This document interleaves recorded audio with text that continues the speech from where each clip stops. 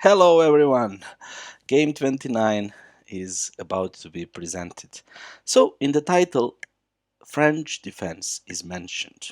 Some of you might wonder, how is it possible? You played the London with white, and with black you played that Philidor or d6, e5. So let's see how it all happened. So I wanted to play the London, but my opponent replied to my d4 with e6. And during the last couple of months, I've been told by several people that I play boring chess. So I decided to spice it up. Alright, I said I'm gonna play the London, but since my opponent is offering French, I said, why not? So let's see how that turned out. So we transpose into French. Of course, I could have played on move 2, bishop f4 and going to London, but okay. So I played the advance, and here the next couple of moves are main line of advanced French, and here usually white players try bishop e2, but I like bishop d3. It's an introduction to a gambit.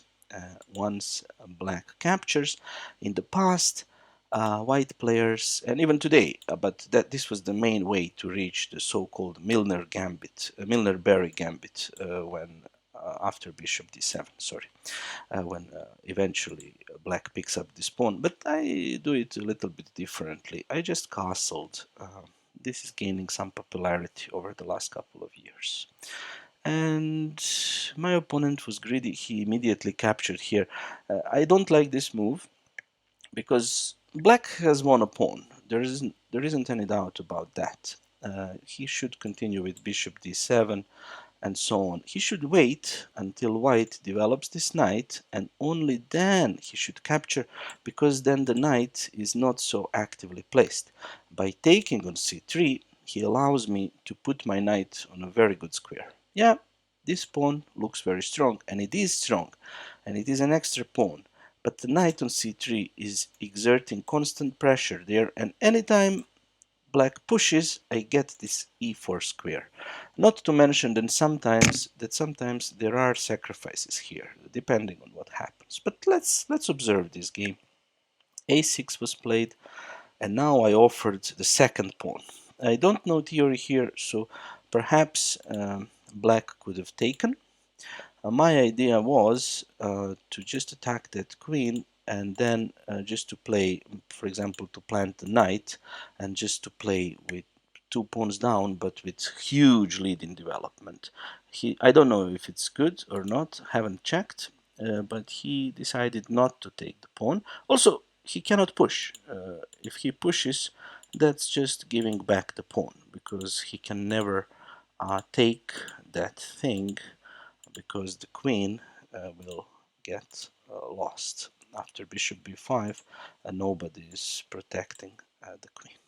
So on bishop e3, my computer is heating up. Yeah, queen c7. I put my rook on c1, defending indirectly this pawn.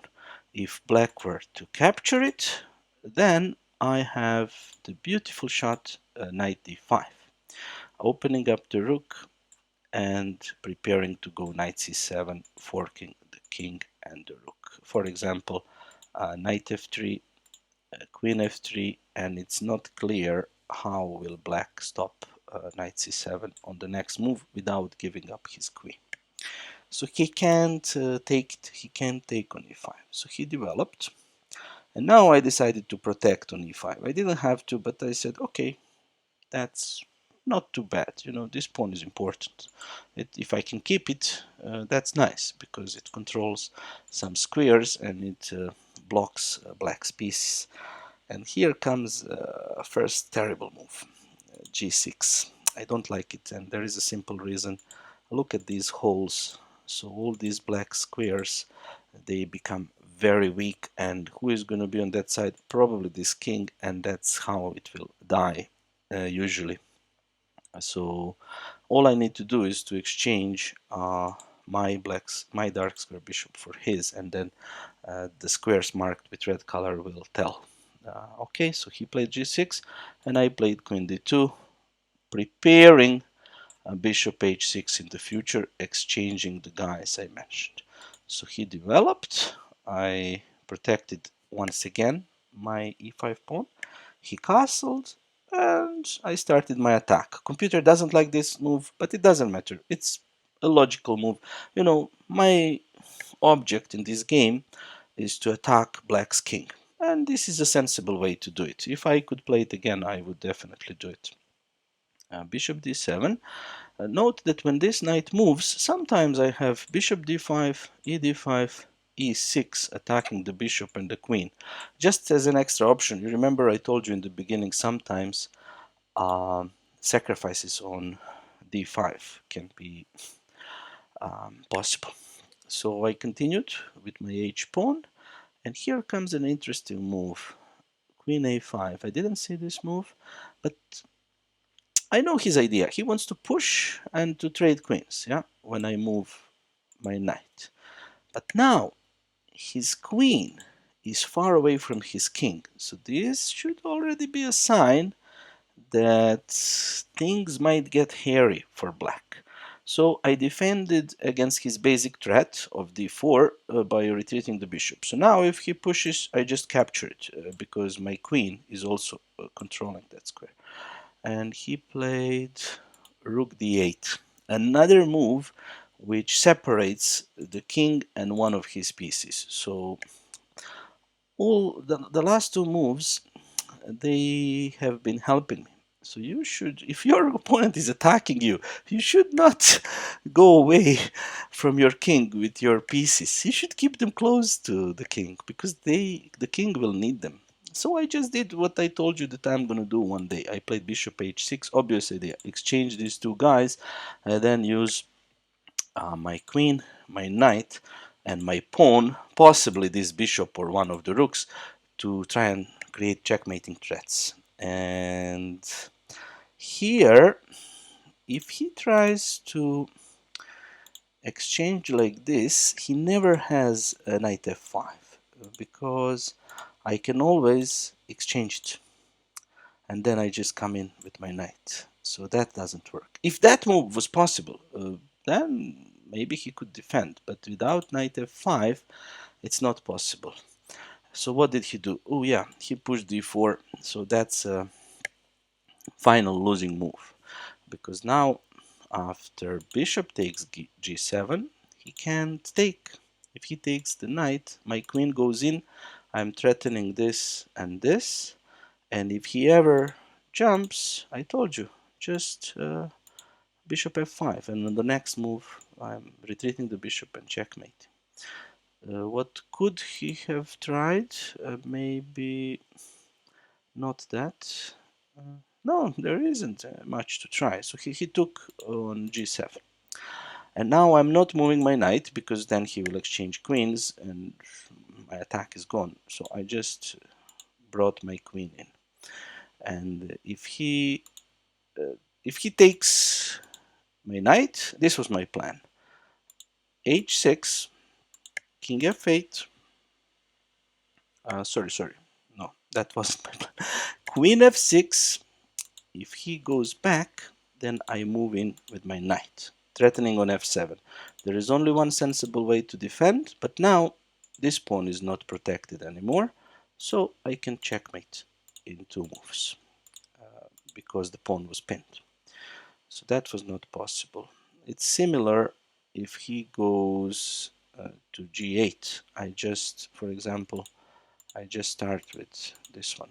So then this is the checkmating threat, so he has to go here. And now after this, it's game over. It's breaking here, here, or here. Okay, there was one move that looked interesting, and that was after dc3, no, not dc3, after queen g5 and knight g8. So I was looking at this move, to cover the dark squares. And there are several options. h6 is one of them, but I liked this one, knight e4, keeping the attack just for one pawn. And it looks like black is going to crumble. If he tries to push me back, I go back, but now this is a weakness, because don't forget that besides this pawn, this bishop is also attacking there, and of course my queen, and he can't defend it. If he pushes, I just sacrifice one of my knights. Doesn't matter which. This looks, you don't need to calculate, this looks just lost. You can calculate if you want, but I'm pretty sure. So on queen g5, he can't do much. He chose to take my central pawn, but now after knight e5, again, this knight is hanging, then this pawn will be hanging, h6 is in the air, so there isn't much he can do. He finally took my knight, but then now I am a piece up suddenly. And also here, he's crumbling. So he tried bishop e8, and now I didn't want to calculate. As you can see, I have 3 minutes, so I didn't want to calculate every time if he can take or not. So I just pushed this pawn with the tempo, so to eliminate the tension between his C and my B pawns, and just to be on the move again without this tension. So when he moves his queen, the position is very similar, but I don't have to calculate on every move what happens if he takes. So he played queen b5, and now I sacrificed a pawn just to lure his king out. This was sort of forced, and his king is in the open now. I think there are many winning moves, but I chose the simplest, just bringing another piece into the attack. As you can see, all my pieces are attacking black's king, and only his queen is sort of defending, and that's not enough. I'm threatening knight f7, I'm threatening rook g3, I'm threatening f4, queen g7. So all these moves are threats. So as some people would say, no bueno. So he played rook d7, but of course I'm not going to take that rook. I'm just going for the checkmate, and actually I saw here it was not too hard to find the checkmate in a couple of moves. So unexpectedly, I played against the French defense. As I told you, my intention was to play the London, but just because of these complaints from some of my um, friends and relatives and viewers, not on YouTube, but some of my viewers know me in personal life, and they told me, "Oh, your chess is so boring. You just hold and wait and try to catch your opponent making a mistake." I said, "All right, let me play one attacking game and show to my friends that sometimes I can also attack. It's not a big deal to sack a pawn." All right, thank you for watching. I hope you enjoyed the game, and I will try to stick to the repertoire in the future, but I can't promise. Sometimes if the opponent offers, I might deviate into something wild like this. See you. Bye.